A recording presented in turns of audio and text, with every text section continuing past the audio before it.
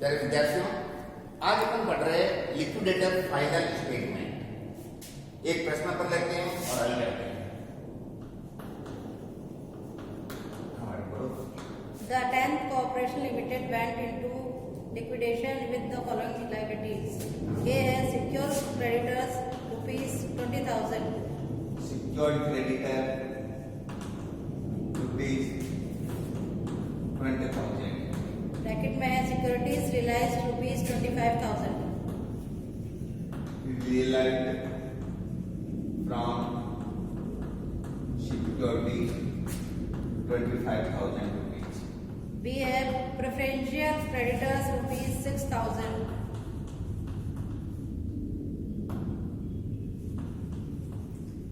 Creditor rupees 6,000. 6,000. And C has unsecured creditors rupees 30,500. Unsecured creditor 26,000. 30,500. 500. Liquidators out of packets expenses amounted to rupees 252. Liquidation expenses 252 rupees. Liquidators is entitled to remuneration of 3% on the amount realized and 1.5% on the amount distributed to unsecured creditors, excluding preferential creditors, the various assets excluding securities in the hands of fully secured creditors realized rupees 26,000. Liquidation remuneration में 3% realized from assets and 1.5% paid to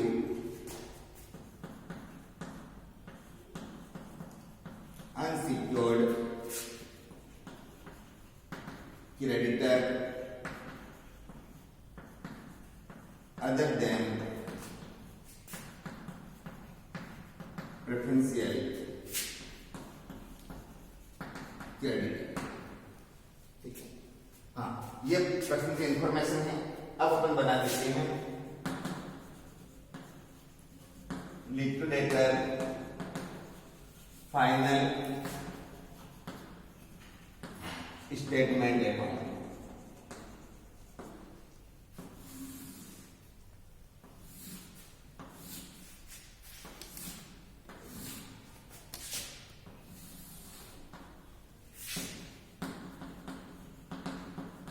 Receipts,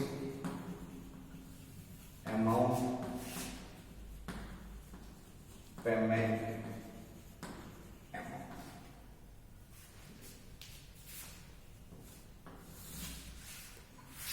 सबसे पहले उसके पास जो cash का balance है दूसरा वो देखना पड़ेगा। हाँ, जो अमाउंट रिसीव हुए हैं वो अमाउंट रिसीव हुआ है, यानी ये अकाउंट एस्पेक्ट और बाइसेप का इस्तेमाल होगा। तो यहाँ पर अलग अलग तरह की लिस्टें बनती है।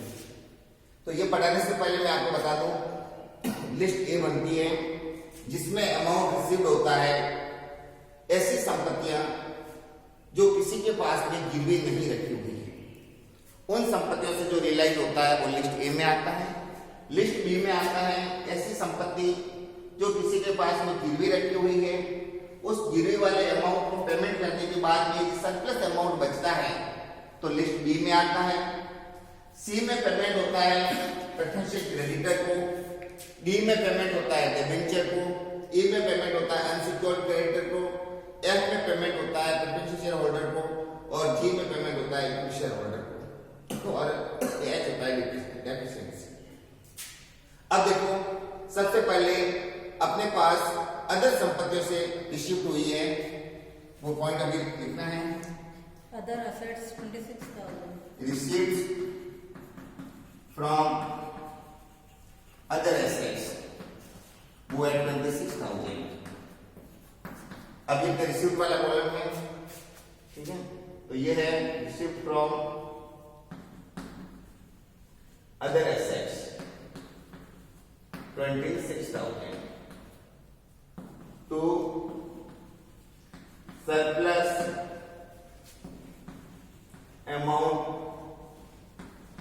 received from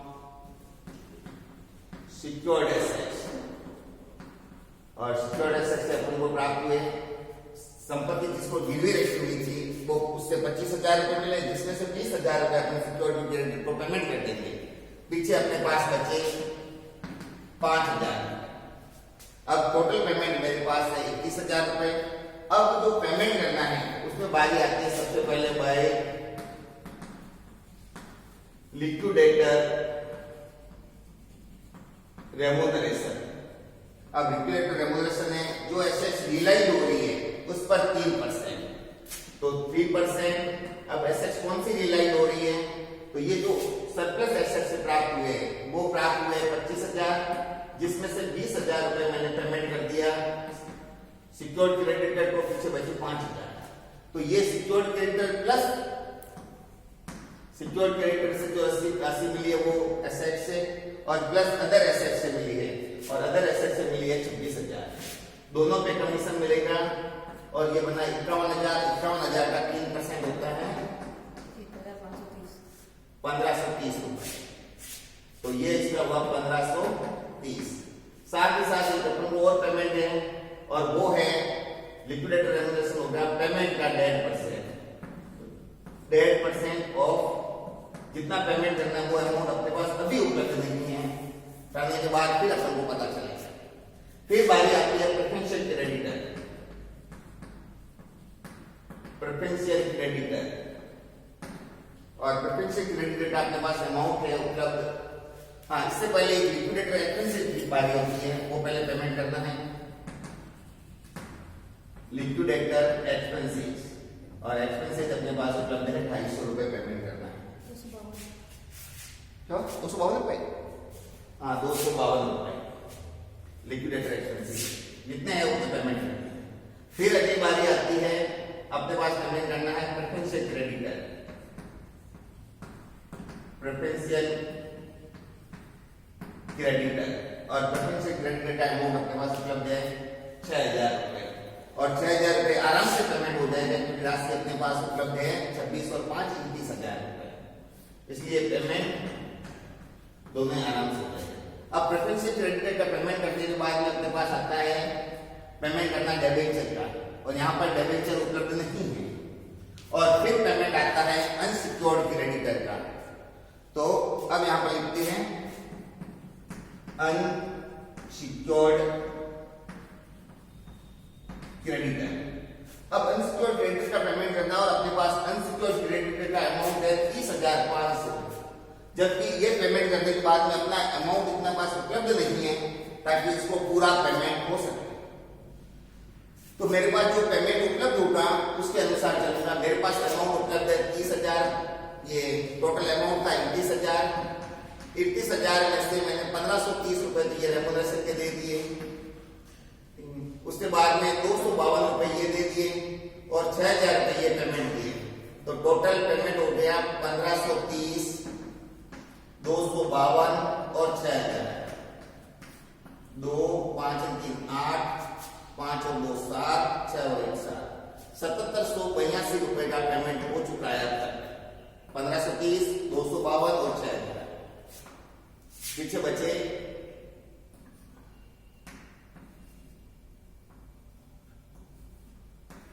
23,218 रुपए। अब 23,218 रुपए में मुझे कमीशन भी देना है और इसको पेमेंट भी करना है। यदि मैं इसको 100 रुपए पेमेंट करूं तो 1.5 रुपए इसको कमीशन देना है, तो मेरे पास 101 रुपए 50 पैसे है, तो मैं इसको पेमेंट करूंगा 100 रुपए और इसका कमीशन होगा 1.5 रुपए। तो ये कमीशन का अमाउंट होगा 1.5 अपॉन 101.5 इंटू उपलब्ध अमाउंट, और उपलब्ध अमाउंट होगा मेरे पास 1.5 अपॉन 101.5 इंटू उपलब्ध अमाउंट है 23,218, और इधर पेमेंट आएगा 100 बटे 101.5 इंटू 23,218। कैलकुलेटर है कब आना मोबाइल पे चुका ये लो ये बड़ा 23,218 अब इसका 1.15% हो गया 23 वैसे मल्टीप्लाई कर देते हैं 23,218 343 है। हाँ? 343 343 रुपए। कुल डोनेशन हो गया 3, 4, 3, 7, 15, 3, 18, 1873 रुपए। और ये मैडम लिखो 100 अपन 101.5 इंटू 23,218 22,874 22,874.87 ये भी चलता है 5 और 2 7 और 3 10 सब बराबर 3 और 2 5 9 10 असल गए 8 8 5 13 13 और 7 20 2 10 10 और 2 12 12 8 20 2 22 2 24 24 36 30 और 1 31 ये लिक्विडेटर अपने फाइनल स्टेटमेंट में ठीक है ये पेमेंट हुआ। अब क्रेडिटर को कितने परसेंटेज पेमेंट हुआ है क्रेडिटर टोटल अपन से मांग रहे थे क्रेडिटर का टोटल अमाउंट था अपने पास उपलब्ध 30,500 और अपने पास उपलब्ध राशि से पेमेंट हुआ 22,875 तो अनसिक्योर्ड क्रेडिटर को पेमेंट हुआ है कुल 22,875 अपॉन टोटल अमाउंट था 30,500 इंटू 100 22,875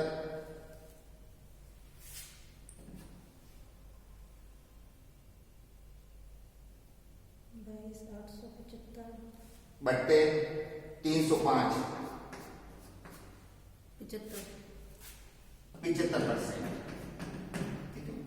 75% अनसिक्योर्ड क्रेडिटर को पेमेंट हुआ और 25% राशि इसकी डूब गई और अपने पास उपलब्ध नहीं है इसलिए स्टूडेंट अंशकार्य और प्रेफरेंशियल अंशकार्य को किसी को भी पेमेंट नहीं हो पाएगा। तो ये लिक्विडेटर फाइनल स्टेटमेंट इस तरह से बनता है। धन्यवाद।